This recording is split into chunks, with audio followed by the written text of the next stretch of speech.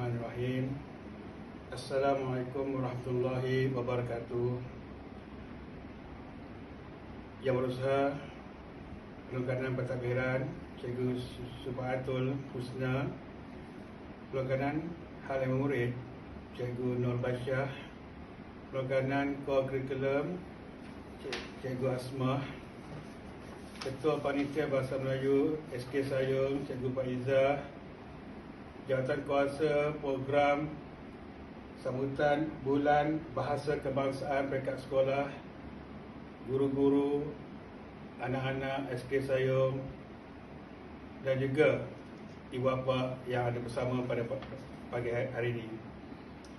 Pertamanya, marilah kita melapaskan rasa syukur kita kehadap Allah SWT kerana dengan limpah kurnianya kita dapat berkumpul pada hari ini sempena Majlis Pelancaran Bulan Bahasa Kebangsaan peringkat sekolah kebangsaan Sayung bagi tahun 2021. Saya terlebih dahulu ingin merakamkan setinggi-tinggi penghargaan kepada Panitia Bahasa Melayu yang sentiasa gigih berusaha bagi memartabatkan bahasa kebangsaan dalam kalangan anak-anak di sekolah kita. Dan tidak ketinggalan juga, saya ingin mengucapkan jutaan terima kasih kepada unit Co-Curriculum dan juga pusat semua sekolah yang turut bekerjasama dengan Panitia Bahasa Melayu untuk menjayakan program ini. Pembabituan pelbagai pihak seperti ini mencerminkan iltizam kita semua untuk terus memartabatkan bahasa Melayu sebagai bahasa kebangsaan negara kita.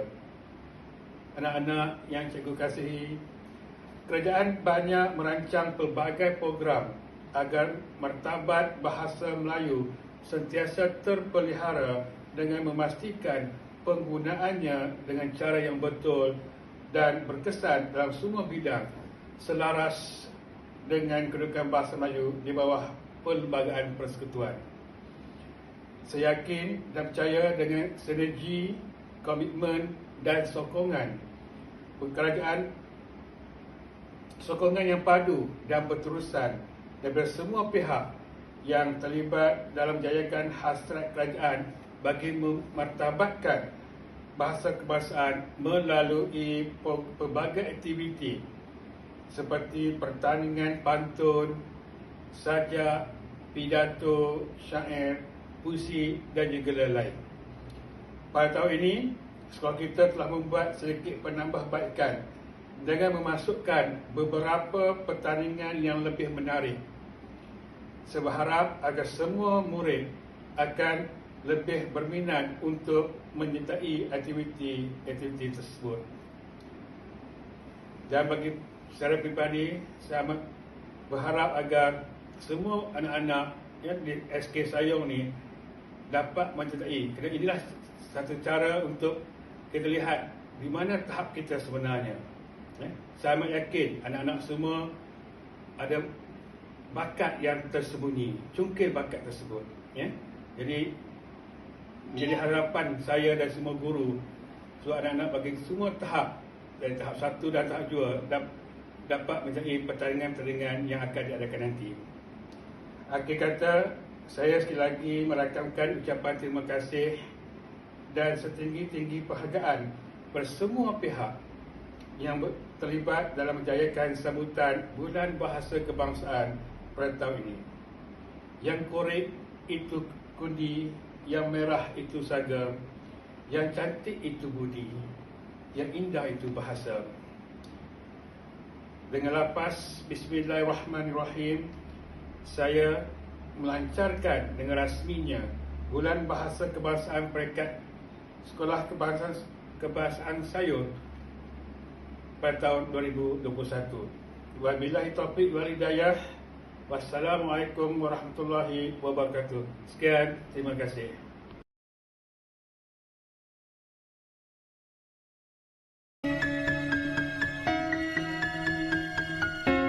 Pada zaman campur tangan British di tanah Melayu, bahasa Inggris telah digunakan dalam pelbagai urusan rasmi, termasuklah pentadbiran dan pendidikan. Menjelang kemerdekaan negara pada 1957, persoalan timbul, apakah bahasa yang akan menjadi bahasa rasmi negara ini?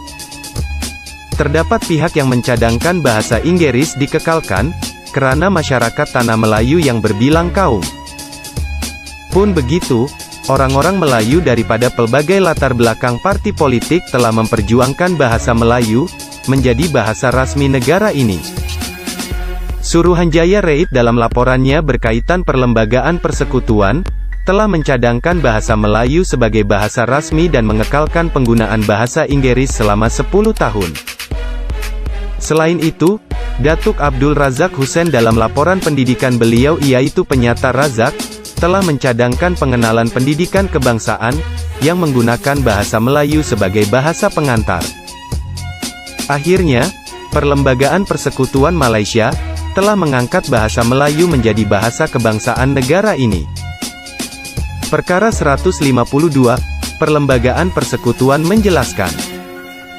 Pertama, bahasa kebangsaan ialah bahasa Melayu. Kedua, dengan syarat bahwa tiada seorang pun boleh dilarang atau dihalang daripada menggunakan bahasa lain, bagi tujuan selain maksud rasmi. Ketiga, tidak boleh dihalang dan dilarang seorang yang mengajar atau belajar bahasa-bahasa lain selain bahasa Melayu.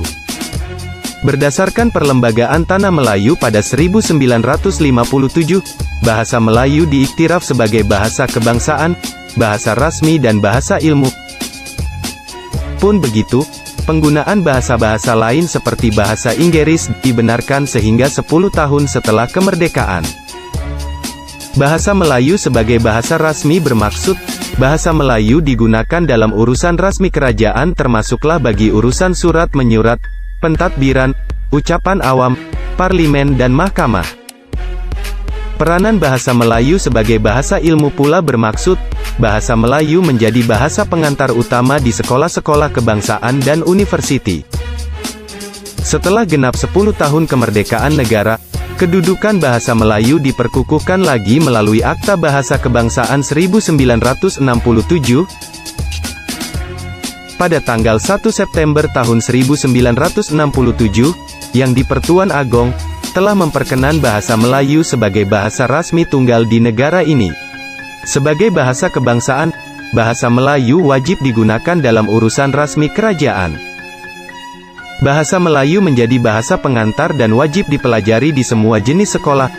Bahasa ibunda seperti bahasa Mandarin dan Tamil boleh dijadikan bahasa pengantar di sekolah jenis kebangsaan Cina dan Tamil.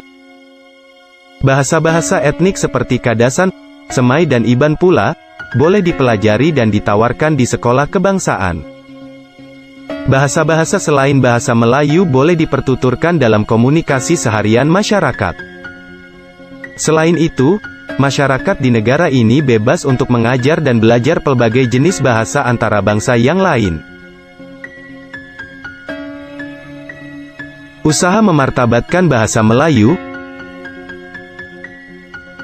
Pelbagai usaha telah dilakukan oleh kerajaan, bagi mengangkat martabat bahasa Melayu selaku bahasa kebangsaan. Antaranya, Dewan Bahasa dan Pustaka di BP telah ditubuhkan pada 1956. DBP telah berperanan penting, mendaftar dan membakukan ejaan perkataan-perkataan bahasa Melayu. Usaha bagi mendaftarkan istilah pelbagai perkataan asing juga turut dilakukan. DBP juga telah menerbitkan pelbagai bahan bacaan dalam bahasa Melayu. Selain itu, sistem pendidikan kebangsaan telah menggunakan bahasa Melayu sebagai bahasa pengantar di sekolah. Melalui Penyata Rahman Talib 1960, penggunaan bahasa Melayu telah diwajibkan di sekolah dan universiti. Seterusnya, pada tahun 1970, Universiti Kebangsaan Malaysia UKM di Bangi, Selangor telah ditubuhkan. Universiti ini menjadi universiti pertama yang memartabatkan bahasa Melayu sebagai bahasa ilmu di peringkat pengajian tinggi. Selain itu, bulan Oktober pada setiap tahun, telah disambut sebagai bulan bahasa kebangsaan. Pelbagai aktiviti berkaitan bahasa Melayu dianjurkan bermula di peringkat sekolah sehingga ke peringkat kebangsaan. Seterusnya, Satu gerakan yang dinamakan Dekad Membaca Kebangsaan telah dilancarkan supaya bahasa Melayu diperkasakan dalam pelbagai bidang dan sektor di negara ini. Selain itu, program MBM-MBA yaitu memartabatkan bahasa Melayu, memperkukuh bahasa Inggris diperkenalkan di sekolah bagi meningkatkan penguasaan murid terhadap bahasa Melayu di sekolah-sekolah.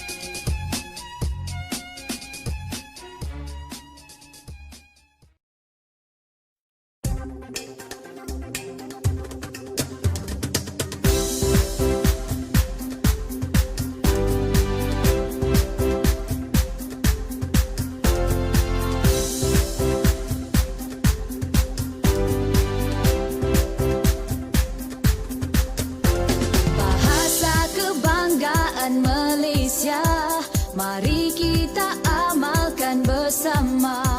Bahasa kita, bahasa ibunda, bahasa indah kebanggaan kita. Inilah ikrar kami semua, satu bahasa, satu suara. Inilah bukti taat setia, melaksanakan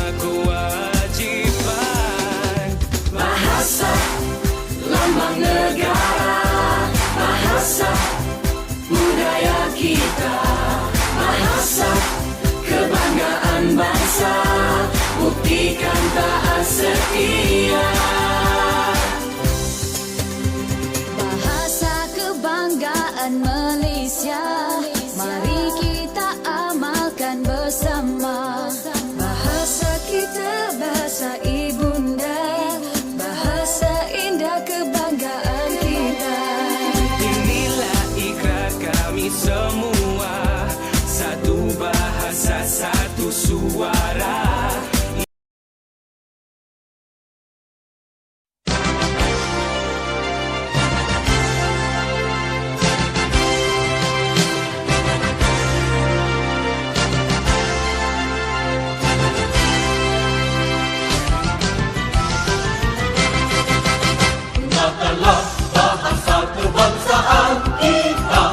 Marilah amalkan ramai-ramai. Bahasalah menyatukan kita semua. Yakinlah bahasa jiwa bangsa. Marilah rakyat semua, sehingga taat sedia kerja satu bahasa.